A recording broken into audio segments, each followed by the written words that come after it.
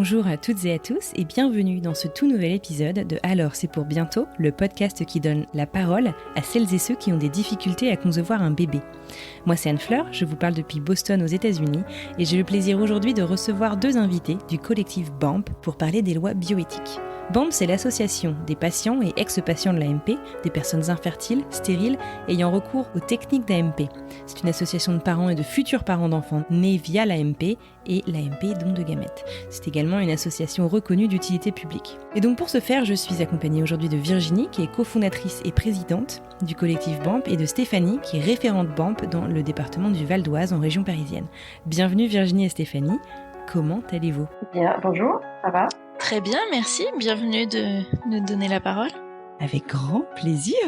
Alors, avant de rentrer, je dirais, dans le vif du sujet, est-ce que vous pourriez vous présenter l'une et l'autre, s'il vous plaît, peut-être expliquer votre rôle et comment est-ce que vous êtes amené comment est-ce que vous avez été amené à vous investir dans BAMP ? Donc moi, je suis Virginie. Aujourd'hui, j'ai 50 ans, mais en fait, j'ai essayé d'avoir des enfants. Enfin, j'avais envie d'avoir des enfants déjà quand j'avais 20 ans. Et finalement, mes enfants sont nés, j'en avais 42. Donc avec un petit parcours d'AMP, entre guillemets, puisque j'ai rencontré des médecins j'avais 37 ans, et qui m'ont dit, vous êtes jeune, arrêtez d'y penser, ça va venir. Voilà. Ça me semblait un peu inquiétant de dire ça au vu de mon âge et au vu des années d'essai que j'avais avant. Et donc, j'étais très en colère contre le système médical, contre ma propre situation, voilà. Et à un moment donné, je me suis dit, c'est pas possible, il faut qu'on fasse changer les choses en France au sujet de l'assistance médicale à la procréation. Et donc, rapidement, après que mes enfants soient nés, j'avais un blog avant qu'ils naissent déjà, et dans ce cadre-là, j'avais rencontré d'autres femmes qui étaient aussi en parcours d'AMP, et on s'était rencontrés aussi dans la vie réelle pour se dire que ça n'allait pas et il fallait essayer de faire quelque chose. Et donc en 2013, on a fait avec une jeune femme qui à l'époque habitait en Hollande, on a fait un blog qui s'appelait BAMP, et pour essayer de voir si les idées que nous on avait sur il faut changer la loi, il faut changer les représentations, si ça intéressait d'autres personnes. Et donc on a fait le blog au printemps 2013, et très vite il y a eu des gens qui ont trouvé ce projet intéressant et qui ont voulu s'investir. Et donc on a constitué une petite équipe, et ensuite en octobre 2013, donc on a créé l'association. D'accord, ok. Super, écoute, merci beaucoup. Et toi, Stéphanie, alors ? Moi, Stéphanie, donc je suis référente du Val d'Oise. Je travaille sur les questions de la bioéthique, du don de gamètes. J'ai rejoint l'association en 2016, étant moi-même en parcours d'AMP à ce moment-là. Donc nous, on a commencé les essais bébés en 2013. Au bout d'un an, diagnostic pour mon mari d'azoospermie totale. Et très vite, du coup, on choisit d'avoir recours au don de spermatozoïdes. Donc beaucoup d'attentes, puisque on avait 15 mois d'attente à l'époque à Paris. Et puis, on a eu la chance d'avoir un petit parcours d'AMP assez rapide, puisque notre fille s'est implantée après une première insémination, dès la première insémination.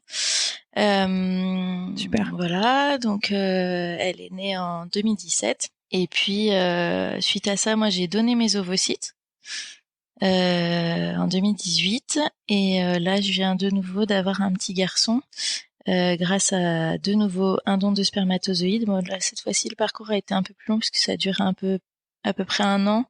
Et c'était la 5e insémination. D'accord, félicitations. Merci. D'accord. Les filles, est-ce que vous pourriez m'expliquer qu'est-ce que BAMP ? D'ailleurs, est-ce que BAMP, ça veut dire quelque chose ? Est-ce que c'est un acronyme ? Oui, ça veut dire blog, assistance médicale à la procréation.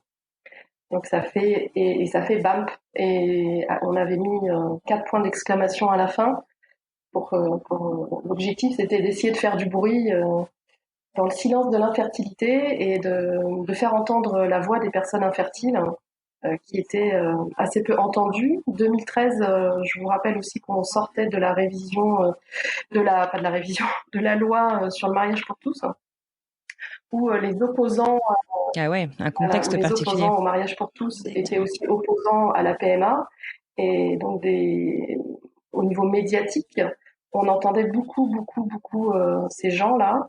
Et moi, je m'étais dit, mais c'est pas possible, je peux pas rester sans rien faire et envisager une société pour mes enfants qui soit fondée sur la haine de l'autre, sur le rejet de l'autre, sur aussi la mauvaise information, parce que à l'époque, c'était quand même la PMA c'est mal, enfin ça l'est toujours, hein, mais Ouais. la PMA c'est mal, les enfants qui naissent suite à l'AMP ont des problèmes psychologiques. Et je me disais, c'est pas possible, on peut pas laisser entendre que ce point de vue-là. C'était aussi un contexte où les gens infertiles, on n'en parle pas, c'est tabou, c'est secret, les gens gèrent ça à l'interne de leur couple, ils en parlent pas à leur famille. Enfin. Et on s'est dit non, là, il faut que ça bouge, donc il faut qu'on se fasse entendre. Et puis parce que les opposants à la PMA, c'est aussi les opposants à la PMA d'une manière générale et à toutes les personnes infertiles qui ont recours à la PMA, quoi. Enfin, ça m'est déjà arrivé d'entendre bébé PMA égale bébé OGM. Et voilà, ce genre de choses, c'est pas possible d'entendre ça, quoi. Donc c'était aussi pour pouvoir contrer un petit peu toute cette haine et tout ce rejet, quoi. Et puis moi, j'ai oublié de dire, mais en fait, mes enfants sont nés aussi grâce à un don d'ovocytes qu'on a reçu dans un pays européen, puisqu'à l'époque, en 2012, en 2012, en 2010, 2011, là où j'habitais, le don d'ovocytes n'était pas encore ouvert au CHU de la région où j'habite. Et donc voilà, on est parti 2 fois à l'étranger pour essayer d'avoir des enfants. Et là, c'est la 2e fois qui a fonctionné. Et j'étais un petit garçon et une petite fille qui viennent d'avoir 8 ans. D'accord. Ah, des jumeaux? Oui. Ok. Bah, vu mon âge. Et dans quel pays t'étais partie? C'est en République tchèque. Très bien, on sera l'occasion, on pourra en rediscuter. Alors aujourd'hui, donc, on voudrait aussi donc discuter des lois bioéthiques. Est-ce que vous pourriez m'aider à définir qu'est-ce que les lois bioéthiques? On en parle beaucoup, on parle beaucoup de ce qui fait débat, mais finalement, qu'est-ce que c'est que cette loi? La première a été votée en 94 et l'objectif, c'est de mettre des règles sur tout ce qui concerne le corps et l'embryon. Donc c'est assez vaste, mais ça concerne tout ce qui concerne l'éthique de la médecine par rapport à sur un corps humain, qu'est-ce qu'on peut faire sur un embryon ou pas. Voilà. Les techniques médicales, elles évoluent au fil du temps et comme en France, on est très regardant par rapport à l'éthique, etc. Et ben le législateur a voulu faire en sorte qu'il y ait une loi qui encadre les techniques médicales et qui soit revue régulièrement, puisque la technique évolue. Du coup, il faut que les lois puissent évoluer aussi au regard des évolutions de ce que la science nous permet. Merci pour cette clarification. Et donc, depuis l'année dernière, on est en pleine révision des lois bioéthiques, c'est ça? Tout à fait. Alors même, ça a commencé en 2018. 2018, pardon, d'accord. Et normalement, c'est tous les 5 ans, la révision. Ok. Et là, a commencé la révision de cette loi de 2011, elle a commencé en 2018 avec les états généraux de la bioéthique, qui est une étape où la société dans son ensemble peut donner son avis sur tous les sujets relatifs à la bioéthique. Donc là, il y avait tout ce qui concerne la fin de vie, tout ce qui concerne l'AMP, tout ce qui concerne l'intelligence artificielle dédiée à la médecine. Il y avait d'autres sujets, enfin, il y avait plein de sujets comme ça où on propose à la société de donner son avis. Et ensuite, le travail législatif s'engage, le gouvernement fait un projet de loi, et ensuite les députés et les sénateurs doivent en débattre et voter des évolutions dans la loi. C'est-à-dire qu'on ne repart pas de zéro, on repart de la dernière loi, donc de 2011, et on essaye de faire bouger un peu les choses parce qu'il y a des techniques qui ont évolué et la société aussi a évolué. Donc ok, donc merci de clarifier donc où est-ce qu'on en est aujourd'hui. Mais alors, si j'ai bien compris, la loi de bioéthique, elle est déjà passée côté Sénat, c'est ça? Elle est passée une première fois à l'Assemblée nationale. Pardon, à l'Assemblée nationale. L'année dernière, en fait. Donc, les députés ont débattu, les députés ont écouté un certain nombre d'experts, d'associations. Nous, on a été plus ou moins entendus à différents moments du processus législatif, puisque au début, on n'entendait pas trop les associations de patients de l'AMP. C'est-à-dire que ce projet de loi bioéthique, il a été beaucoup orienté sur l'évolution sociétale de la PMA, c'est-à-dire l'ouverture à l'AMP pour toutes, etc., qui est une excellente chose, qui est une chose pour laquelle on milite. Mais nous, ce qu'on trouve, c'est que tout l'aspect médical, des techniques médicales de l'AMP a été laissé de côté. Et du coup, nous, on a eu beaucoup de mal à se faire entendre. C'est-à-dire qu'au début, les députés, etc., les différentes instances ne nous recevaient pas pour faire entendre la voix des personnes infertiles. Et puis après, à force de batailler, certains nous ont reçus, on a pu rencontrer des députés, etc. Ça, c'était la première étape, donc c'est passé à l'Assemblée nationale l'année dernière. Et ensuite, dans le processus législatif, il faut l'aller-retour entre les chambres. Donc c'est passé au niveau du Sénat. Donc en fait, la première lecture à l'Assemblée nationale, c'était fin d'année dernière. Et à ce moment-là, les médias ont titré « Ça y est, la PMA pour toutes est votée ». Ce n'était pas du tout le cas. C'est-à-dire que la loi avait été votée en première lecture. Donc il y a des femmes qui se sont présentées au centre d'AMP en disant « Bon, c'est bon, maintenant, prenez-moi pour faire une AMP ». Et les médecins étaient ils pouvaient pas puisque la loi n'était pas votée. Donc il y a eu une petite incompréhension comme ça, mais du fait des médias qui dit des choses qui ne sont pas de la réalité. Et donc la première lecture à l'Assemblée nationale fin d'année dernière, première lecture au Sénat fin février 2020. Et la loi ensuite, elle doit revenir à l'Assemblée nationale parce que justement le Sénat et l'Assemblée nationale n'étaient pas d'accord. Et le Sénat, ils ont défait des choses que l'Assemblée nationale avait faites. Donc l'Assemblée nationale avait dit PMA pour toutes, remboursement. Et le Sénat a dit PMA pour toutes, d'accord, du bout des lèvres, mais alors surtout pas le remboursement. Donc le texte revient en deuxième lecture et il devait revenir au mois d'avril. Sauf qu'avec l'épisode Covid-19 confinement, tout a été arrêté. Et donc on se retrouvait avec une loi de bioéthique pas du tout aboutie, pas du tout votée, et avec aucune perspective puisque le gouvernement disait « Oh là là, on a d'autres choses à traiter ». Et, voilà. Finalement, il y a un député qui s'est mobilisé pour essayer que cette loi soit inscrite dans les lois qui seraient étudiées là au mois de juillet par les députés. Donc, la loi est revenue en deuxième lecture à l'Assemblée nationale. L'Assemblée nationale, elle travaille avec des commissions. Donc, il y a un petit groupe de députés qui travaillent en commission sur cette loi-là. Ils revoient tous les articles, ils les votent, et ensuite, ils présentent ce texte-là en hémicycle à l'ensemble des députés. Et là, il y a un vote à nouveau. Donc voilà, il y a plein d'étapes comme ça. Donc la commission spéciale. On était très très loin de l'adoption de la loi en fait. Très très loin. Et encore, si je suis pas allée au bout du processus. Et donc là, la commission spéciale s'est réunie début juillet. Avec le remaniement ministériel, démission du Premier ministre, nomination d'un nouveau ministre, tout a été à nouveau décalé. Et donc la loi, la deuxième lecture de l'Assemblée nationale doit avoir lieu fin juillet. D'accord. Ensuite, ce texte-là, il retourne au Sénat en deuxième lecture, commission spéciale du Sénat, puis vote en hémicycle du Sénat. Si le texte qui est voté à l'automne 2020 convient à tout le monde, et ben là on s'arrête et la loi telle qu'elle est, elle passe. Le gouvernement peut la promulguer dans les 15 jours, voilà. Mais le Conseil constitutionnel peut aussi être saisi. Donc on se retrouve dans quelque chose.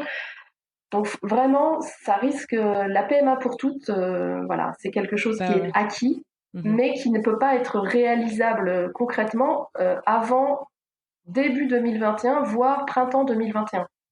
Waouh, ok, d'accord. Bon, merci pour. Donc là, on sera à plus de 9 ans entre la 2011 et 2021, ce qui est un délai énorme et qui est assez inquiétant parce qu'en fait, il y a un décalage énorme qui se crée entre la réalité de la société, les évolutions de la technologie médicale et tout ça, et la possibilité que la loi puisse être réellement applicable. En 2011, la loi de bioéthique avait dit si vous n'avez pas encore d'enfants, vous pouvez donner vos gamètes.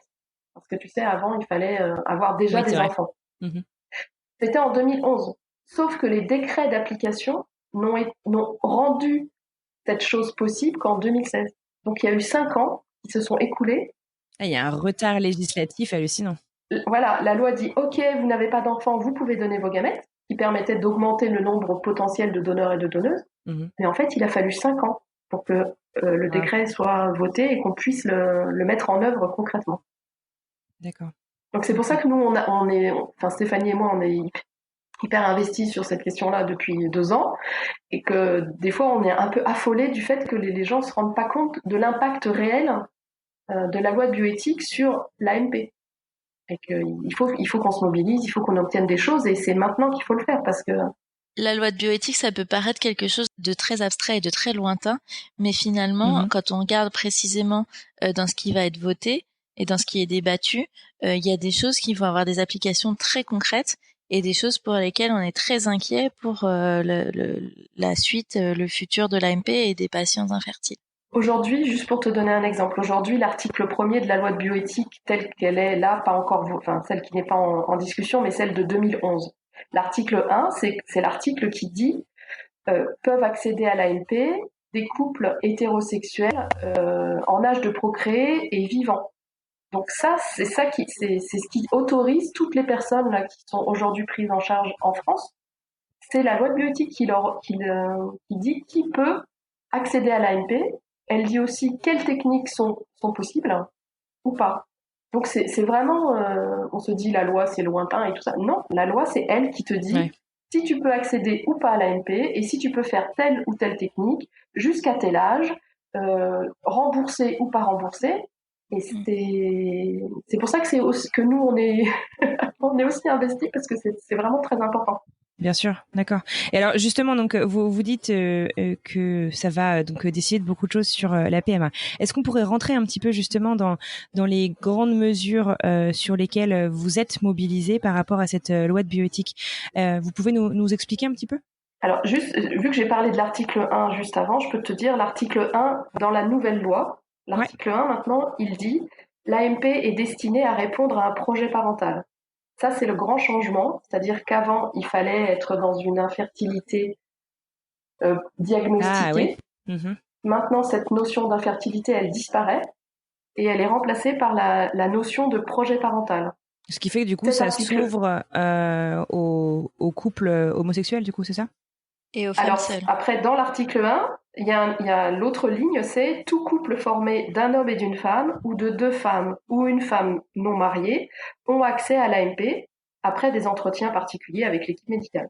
Et cet accès ne peut faire l'objet d'aucune discrimination, ni en fonction de l'orientation sexuelle, ni en fonction de la situation matrimoniale. L'article 1 est complètement modifié et il ouvre effectivement l'accès à l'AMP aux femmes sans partenaire masculin. Ok, super. Alors, est-ce que tu peux, est-ce que vous pouvez d'ailleurs me parler un petit peu? Vous avez écrit notamment une lettre que vous avez envoyée aux parlementaires et aux ministres mi-juin, donc il y a à peu près un mois au moment où on se parle, où vous avez différentes revendications. Est-ce que vous pouvez nous les expliquer un petit peu? Oui, alors ça, on l'a envoyé mi-juin, mais on l'avait déjà envoyé avant, en mars, en février, en janvier, l'année dernière. Parce que, comme disait Stéphanie tout à l'heure, les questions sociétales étaient très mobilisées sur les questions sociétales et pas du tout attentifs aux questions médicales. Et nous, dans les choses qu'on demande pour améliorer l'assistance médicale à la procréation, il y a notamment le diagnostic préimplantatoire des embryons anaploïdes. Donc, c'est les embryons qui n'ont pas le bon nombre de chromosomes, c'est-à-dire qui ne donnent rien du tout ou des fausses couches. Dans ces embryons aneuploïdes, il y a une toute petite partie des embryons qui sont viables et qui sont des embryons qui font des bébés qui peuvent être porteurs de la trisomie 21, de la trisomie 13 ou de la trisomie 18, qui sont des anaploïdies viables, mais ça représente une toute petite partie. La grosse majorité des embryons qu'on arrive à obtenir en FIV ne font rien ou font des fausses couches. Voilà. Donc nous, on aimerait que le DPI-A puisse être autorisée pour les indications dans lesquelles elles sont reconnues mondialement comme efficaces, c'est-à-dire les femmes de plus de 35 ans, parce qu'on sait que la qualité ovocytaire chute avec l'âge, les femmes qui ont beaucoup de fausses couches ou pas du tout d'accroche. Le DPI est autorisé depuis 1994, je crois, pour les personnes qui ont une maladie génétique qui est déjà connue. Et on aimerait que pour les personnes en parcours de FIV qui font face à de nombreux échecs, on puisse avoir ce diagnostic du DPI-A qui soit autorisé. Ouais, c'est quelque chose d'ailleurs. Moi, je suis aux États-Unis qui est proposé en routine, qui est proposé très facilement ici, effectivement. Oui, Tout à fait. Il faut savoir qu'en France, selon la Cour des comptes, 4 FIV sur 5 sont des échecs. Donc, c'est énorme. On a à notre disposition cet outil qui pourrait permettre d'améliorer les résultats. En fait, après, pas pour tout le monde, on en est conscient. C'est juste dans certains cas, en fonction de l'âge de la femme, en fonction du nombre d'échecs, etc. Mais si on a cet outil qui est à disposition et qui permettrait d'améliorer quand même la prise en charge, qui permettrait de diviser le nombre de fausses couches, d'implanter moins d'embryons, d'éviter les grossesses gémellaires, etc. Pourquoi on se refuserait de pouvoir l'utiliser en fait? Et puis d'un point de vue très pragmatique pour la Cour des comptes, puisque la PMA est remboursée par la Sécurité sociale en France, c'est aussi dans l'intérêt finalement presque du contribuable en fait d'aider ces femmes à arriver à leur projet parental plus rapidement possible, exactement. C'est un argument qu'on a avancé, c'est-à-dire que arrêtons de faire des FIV pour rien, parce qu'aujourd'hui on fait en France des FIV pour rien, on réimplante des embryons pour rien, alors qu'on pourrait très bien optimiser un peu, dans certaines indications, la technique. Parce que le DPIA, il permet de raccourcir le délai d'obtention d'une grossesse. Il permet d'arrêter de conserver des embryons, parce qu'aujourd'hui on conserve des embryons qui sont aneuploïdes. Les cuves sont pleines d'embryons. Donc ils n'ont aucune chance. Ouais. Aujourd'hui, on fait des transferts et après on dit aux gens bonne chance. Attendez, on fait de la médecine ou on fait de la croyance, la croyance un peu ésotérique sur bonne chance. Et donc nous, on a vraiment. Le débat il se cristallise en fait autour de parce qu'on nous targue d'être d'eugénisme, de plus vouloir que des enfants trisomiques voient le jour, etc. C'est ce que j'allais vous dire. Ouais, il y a des vidéos vachement dures qui passent en ce moment. Ouais, exactement. Et en fait, nous, c'est pas du tout le cas. Il faut remettre les choses à leur place. C'est-à-dire qu'en fait, en France, il existe la possibilité de faire un diagnostic quand une grossesse est lancée. Par rapport à la trisomie 21, par exemple, je vais prendre cet exemple puisque c'est ça qui cristallise un petit peu tout. Une fois qu'on est enceinte, une fois qu'on a obtenu la grossesse, on nous propose de faire le diagnostic de la trisomie. Et une fois qu'on a fait ce diagnostic, il y a la possibilité pour le couple qui a connaissance de cette pathologie de décider ou non de faire une interruption médicale de grossesse jusqu'à 9 mois de grossesse en fait. Donc, et il faut savoir dans les chiffres que une fois que ce diagnostic a été mis en place et qu'il est positif, il y a 95% des couples qui décident de mettre un terme à la grossesse. Voilà, ça c'est une réalité. Donc pourquoi on fait subir ça à des couples qui ont subi des parcours d'AMP pendant longtemps? On leur demande d'obtenir une grossesse, ensuite de pouvoir faire un diagnostic et ensuite de prendre cette décision, alors que la décision elle pourrait se prendre en amont en fait. Et ça pourrait éviter, ça pourrait économiser du temps, de la souffrance surtout, des choses, qui sont très très lourdes. Et sans remettre en question les principes de base de la médecine, qui sont l'information du patient et le consentement. C'est ça. Ce que je voulais juste confirmer, c'était que nous, ce qu'on demande, c'est juste d'arrêter d'infantiliser les patients et de juste, on fait un diagnostic avant qu'il puisse y avoir une implantation, avant qu'il puisse y avoir une éventuelle grossesse. Ensuite, c'est la responsabilité des patients de décider s'ils implantent ou pas cet embryon aneuploïde ou pas. Et il y a des couples qui choisiront d'implanter, il y a des couples qui choisiront pas d'implanter, mais c'est à nous de décider en fait. En connaissance de cause, quoi. Exactement, tout à fait. Non, mais c'est bien que vous clarifiez tout ça. Une autre mesure dont on voulait discuter, c'est la mention du don de gamètes sur l'acte de naissance. Est-ce que vous pourriez m'expliquer d'ailleurs qu'est-ce qui se fait actuellement et qu'est-ce que cette loi donc essaye de mettre en place et pourquoi en fait? Alors actuellement, le don de gamètes en France est ouvert aux couples hétérosexuels, mariés ou non mariés.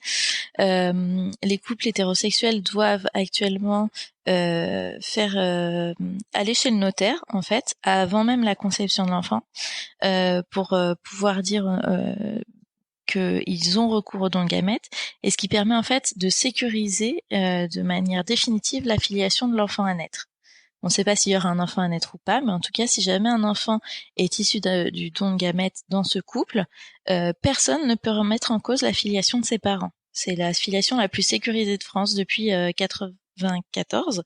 C'est-à-dire que si jamais l'homme, par exemple, est stérile et que il divorce en cours avant la naissance ou quoi que ce soit, ça a beau l'enfant qui naît a beau ne pas avoir ses gènes, l'homme ne peut pas dire que ce n'est pas son enfant. De toute façon, cette filiation est établie de manière définitive.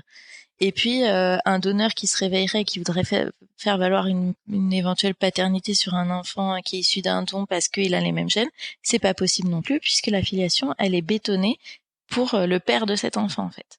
Donc c'est vraiment quelque chose qui est acté depuis pas mal d'années et qui fonctionne très bien.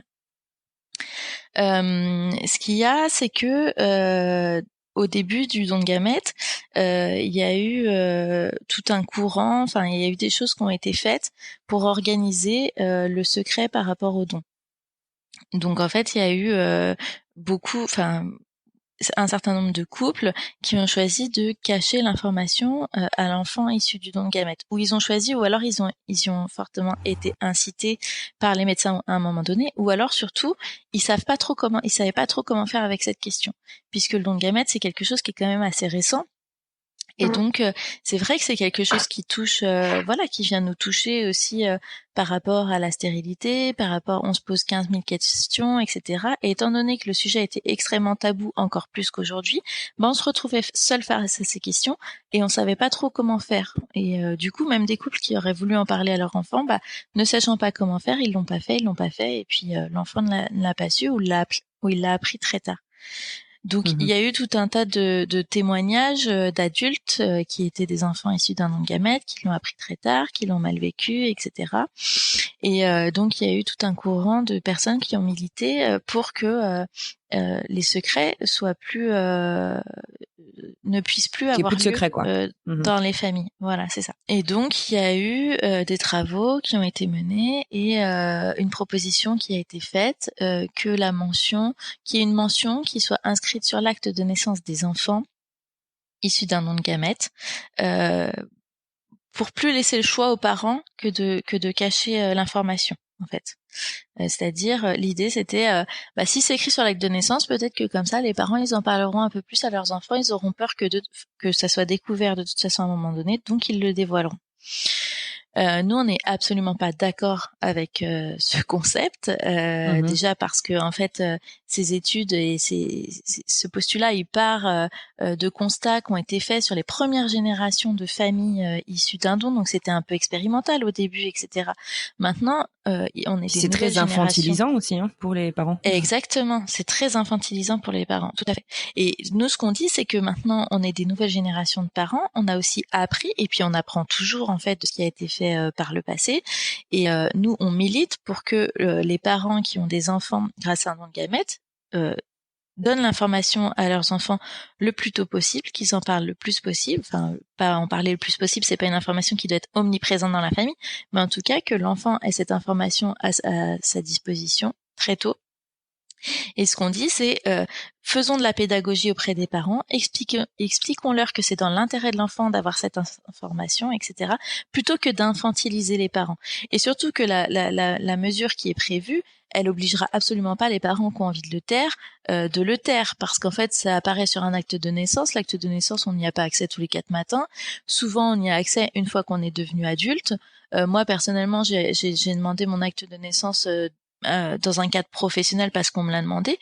Vous imaginez le traumatisme que ça aurait été si au boulot on me demande l'acte de naissance, je le demande dans ce cadre-là à 30 ans et puis je me rends compte qu'en fait je suis issue d'un don de gamètes dans ces circonstances-là. Enfin ça n'a aucun sens en fait, ça n'a aucune plus-value que d'inscrire ça sur l'acte de naissance, sauf de stigmatiser les enfants qui sont issus d'un don de gamètes. Enfin pour nous on dit voilà, nos enfants on est des familles comme les autres et on n'a pas besoin que nos enfants aient une ligne de plus sur l'acte de naissance, quoi.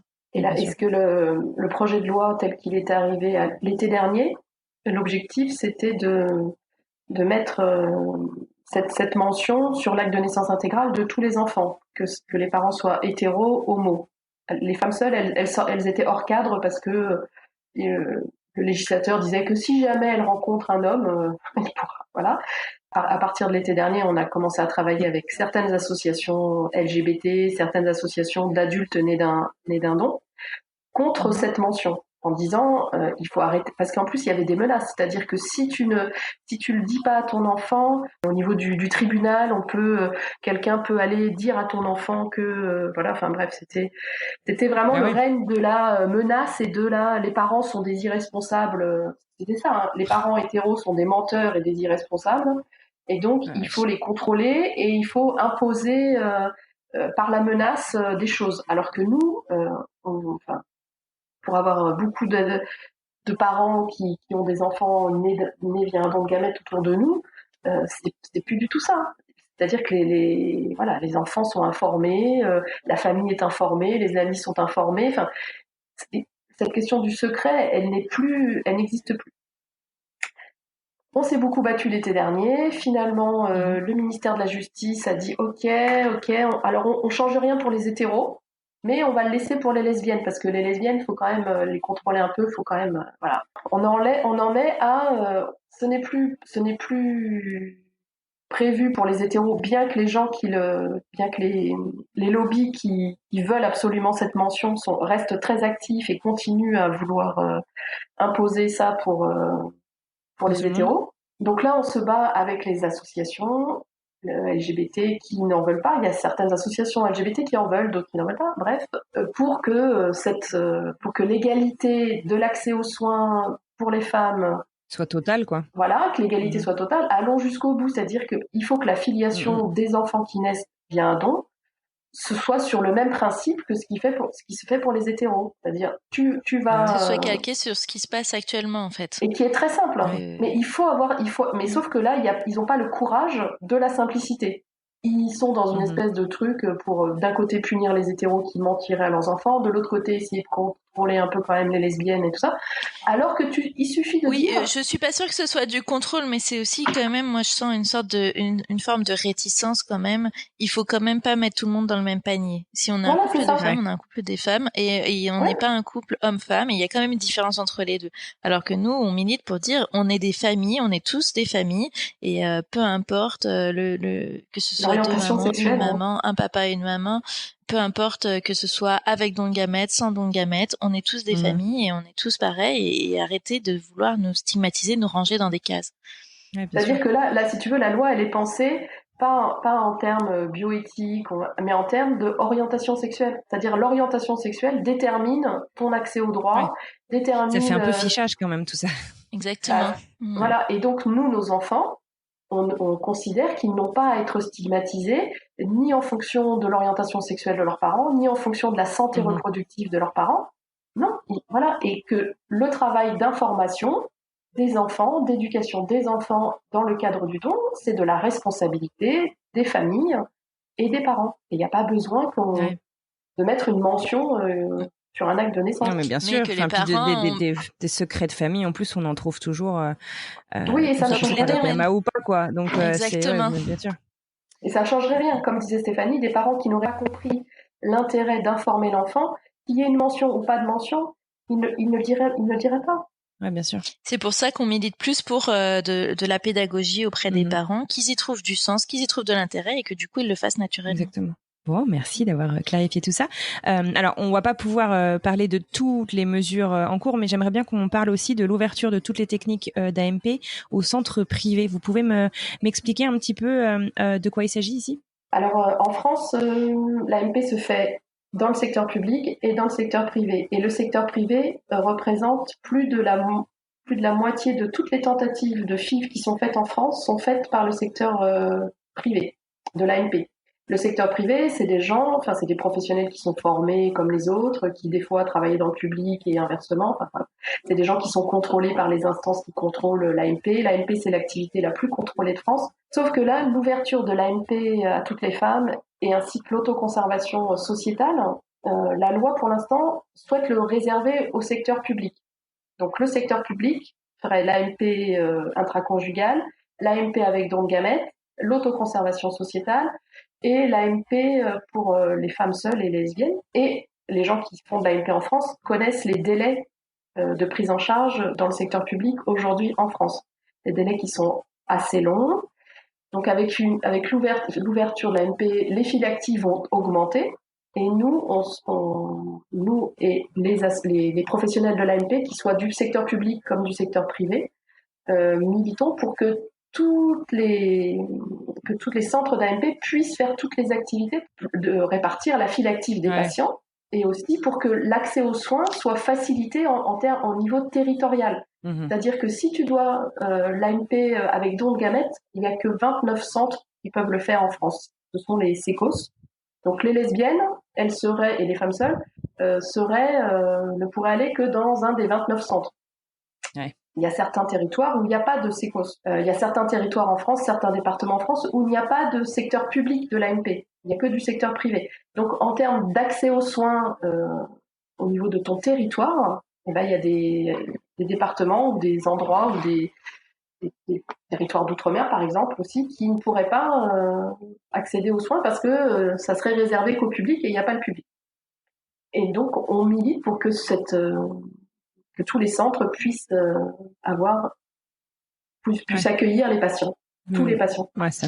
Et il y avait, alors Virginie, tu vas me dire si je me trompe, mais il y avait quand même quelque chose d'inquiétant à un moment donné dans la loi. Alors c'est peut-être plus le cas, mais à un moment donné dans le texte, il a été écrit qu'il y avait que le secteur public qui pouvait conserver des gamètes. Et ça, c'était très inquiétant puisque, en fait, conserver des gamètes, à partir du moment où on fait une FIV, on est obligé de conserver des gamètes. C'est-à-dire quand on fait une ponction, on prend des ovocytes, les spermatozoïdes, on en congèle un peu au cas où, jour de la ponction, il soit pas satisfaisant, etc. Donc tous les centres conservent des gamètes. Il n'y a pas que dans le cadre du don qu'on conserve des gamètes. S'ils introduisaient ça dans la loi, ça veut dire que plus aucun centre privé d'AMP ne pourrait faire de FIV, ce qu'ils pouvaient faire actuellement. On leur enlevait en fait cette possibilité-là, puisqu'ils pouvaient plus conserver d'ovocytes, d'embryons ou quoi que ce soit. Et alors là, on s'est alarmé parce que on s'est dit mais si plus aucun centre d'AMP privé ne peut faire de FIV, enfin où va-t-on L'AMP en France va plus pouvoir être mise en œuvre en fait. Oui, mais c'est pour ça que à l'automne dernier, il y a des centres privés qui se sont constitués en collectif pour faire entendre leur point de vue et pour dire mais non, mais c'est pas possible, vous pouvez pas faire ça. Enfin, c'est un retour en arrière. C'est vraiment. De toute façon, l'année dernière, les débats étaient vraiment. Il y avait vraiment les patients de l'AMP étaient diabolisés parce qu'ils voulaient du DPIA et ils allaient tuer des bébés trisomiques 21. Les professionnels de l'AMP étaient diabolisés par la ministre de la Santé et par certains députés parce qu'ils voulaient ouvrir toutes les techniques et tout ça. Enfin, on était dans une espèce d'accusation permanente de l'assistance médicale. Et puis parce qu'ils étaient targués. Ils étaient aussi, pointés du doigt comme voulant faire de la marchandisation du corps humain. Il faut aussi arrêter de diaboliser ça, c'est-à-dire qu'à un moment donné, les centres privés en France, ils sont contrôlés tout autant que les centres publics, et c'est l'activité la plus contrôlée de France, comme le disait Virginie. Donc ils ne peuvent pas faire ce qu'ils veulent, ils peuvent pas pratiquer les tarifs qu'ils veulent. Les dépassements d'honoraires, ils sont encadrés par la loi, ils sont encadrés par les instances. Donc voilà, il faut aussi arrêter d'infantiliser les gens à tous les niveaux. C'est pareil, les professionnels. Et ils se sont même engagés, et encore là récemment, ils avaient écrit un courrier au ministre pour dire nous, pour pouvoir vous rassurer, on est prêt à s'engager à ne pas faire de dépassement d'honoraires ni sur le don de sperme, ni sur l'autoconservation sociétale. Ouais. Voilà. Il y a vraiment dans la société française et dans les instances politiques et dans les courants politiques une diabolisation très importante de l'assistance médicale à la procréation. C'est exactement ce que j'allais te demander. Ouais. C'est d'où est-ce que ça vient cette diabolisation? Enfin, quel est l'historique qui pourrait justifier finalement une telle méfiance, un tel sentiment un manque de confiance totale?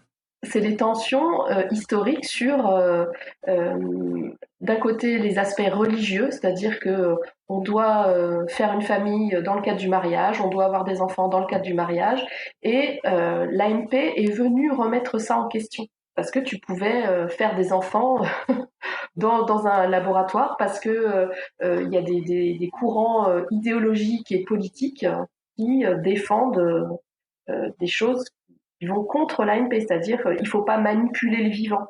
Et quand tu mets en relation des gamètes, tu manipules le vivant. Et ces courants-là, idéologiques et politiques, ils sont très cristallisés sur le début de la vie et sur la fin de vie. Tout ce que tu évoquais tout à l'heure, Anne-Fleur, des vidéos qui circulent contre le DPIA, c'est ça. Si tu fais un peu l'historique, et ben tu tombes sur des courants qui sont totalement liés à des courants religieux extrémistes.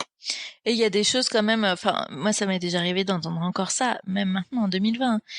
Si naturellement tu peux pas faire des enfants, finalement c'est peut-être que tu devrais pas en avoir, quoi. Ouais, d'accord. C'est quand même quelque chose d'hyper violent. Ouais, c'est clair. Oui, et on sait très bien que l'infertilité, ok, c'est quelque chose d'intrinsèque aux humains, parce qu'on est le mammifère les moins fertiles de tous les mammifères, mais rajoute à ça toutes les problématiques environnementales, les conditions de vie modernes qui impactent de plus en plus et de plus en plus fortement la fertilité humaine. Tout à fait, ouais. Donc on peut aussi très bien dire, ok, on laisse tout tomber, on va se retrouver à 3 Pékins sur la Terre parce qu'on n'arrivera plus à se reproduire. Donc voilà, c'est vraiment une lutte entre des manières d'envisager la vie et de voir la vie qui sont complètement différentes. Ouais. Et du coup, je voudrais quand même préciser pour que les gens se sentent moins seuls, l'infertilité, c'est un couple sur 6, voire un couple sur 5 maintenant. Minimum, donc, ouais. C'est énorme, c'est énorme le nombre de personnes concernées par l'infertilité dans le monde. Non, c'est clair, c'est clair. J'ai plusieurs invités comme ça qui m'ont dit lors de témoignages, c'est que finalement, peut-être que elles ont déjà rencontré, peut-être qu'elles ont des amis finalement dans leur entourage qui sont passés par des parcours de PMA, mais on n'en parle tellement pas qu'on ne le sait pas. Bien sûr, exactement. Mais moi, à partir du moment où j'ai commencé à dire dans mon entourage que on était infertile et que on allait à la PMA, on allait commencer la PMA, j'ai un nombre d'amis ou de connaissances qui me disent « Ah oui, mais moi je suis concernée, tu sais, j'ai rencontré un médecin, tiens, j'ai fait des diagnostics, et puis il y a la sœur de un tel, la mère de machin. » Enfin, à partir du moment où on en parle, les langues se délient parce que là, on a ce point commun, donc on peut en parler, mais sinon, c'est tu, en fait. Non, c'est clair. C'est honteux, c'est tu. Depuis qu'on existe là, alors c'est peut-être un peu, on se jette des fleurs, mais les choses ont un petit peu changé quand même sur le... Mais c'est génial, on en parle de plus en plus.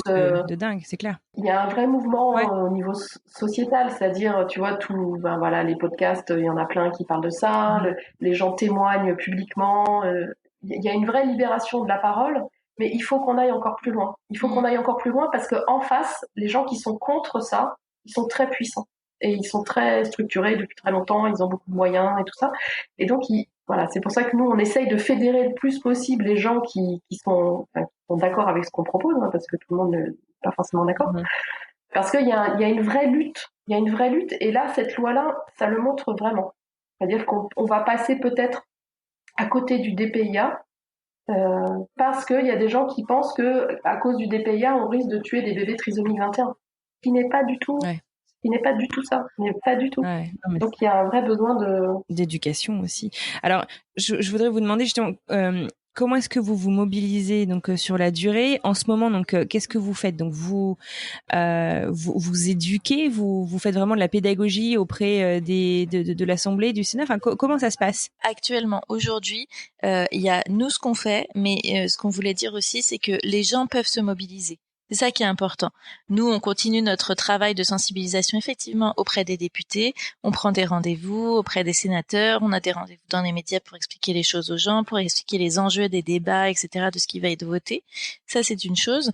Mais il y a la mobilisation collective qui est très forte et qui est très importante. Et c'est donc toutes les personnes concernées par l'AMP qui peuvent agir à leur niveau. C'est des fois des choses qui sont très simples. On a une campagne Factio pour interpeller nos élus.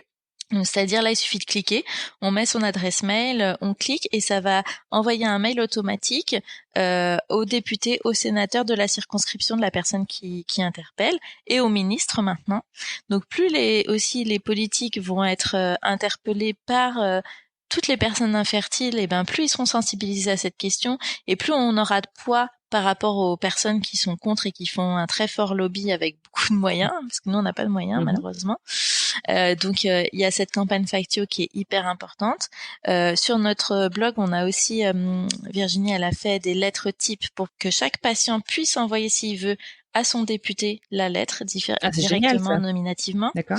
Voilà, on peut, en s'appuyant sur cette lettre, les patients ils peuvent aussi demander des rendez-vous en direct avec leur député. Ça marche vachement parce que la rencontre humaine, ça peut être très riche et ça peut beaucoup porter. C'est-à-dire que des fois, ça peut être une rencontre qui va interpeller ce député. Il va être sensible à notre question, on lui raconte notre histoire, on lui raconte ce qui se passe pour nous et pourquoi c'est important de voter en ce sens la loi. Du coup, là, tiens, ça va faire tilt pour lui. Il va peut-être voter différemment à l'Assemblée nationale. C'est un pouvoir collectif qu'on sous-estime en fait, qu'on connaît pas. Et c'est très très important. Chacun à son niveau peut faire quelque chose. D'accord. Et alors concrètement, il nous reste combien de temps là pour essayer de se faire entendre? Aujourd'hui, au jour où on se parle, on est le 14 juillet. Vous m'avez dit donc que le prochain examen du texte de loi, c'est fin juillet, c'est ça? 27 juillet. 27 juillet, d'accord. 27 juillet pour la deuxième lecture Assemblée nationale, parce qu'après on aura encore des actions à faire pour sensibiliser les sénateurs.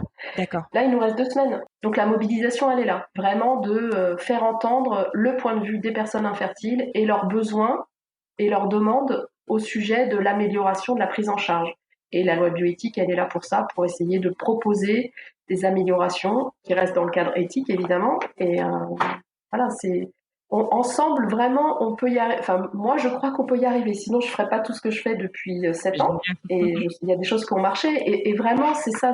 Plus on sera nombreux à interpeller les députés, à aller les voir, à leur parler, plus on peut avoir d'impact. Ouais. Mais écoute, et 2 semaines, c'est énorme, 2 semaines. Là, il y a encore 15 jours, on se disait, oh là là, on a une semaine pour les mobiliser. Là, on a d'un seul coup, avec le remaniement, on a eu un temps fou qui s'est ouvert devant nous. Mais on se rend compte à quel point aussi, effectivement, le fait que ce soit pas facile d'en parler, etc., les gens se sentent un peu loin de tout ça, en fait. C'est pour ça que c'était important pour nous d'essayer d'expliquer clairement les impacts de cette loi de la bioéthique, parce que les patients en parcours d'AMP, ils ont besoin de parler, ils ont besoin, voilà, ils créent des profils sur les réseaux sociaux, etc. Pour pouvoir échanger avec d'autres patients, rencontrer des gens qui sont dans leur situation, etc. Mais c'est vrai qu'on a eu du mal à intéresser les gens à cette question. Et nous, le message qu'on voulait faire passer, c'est voilà, chacun à son niveau peut agir. Mobilisez-vous, juste un petit clic, voilà, ou un petit mail à envoyer. C'est pas beaucoup de temps, mais ça peut avoir beaucoup d'impact pour la suite de vos parcours.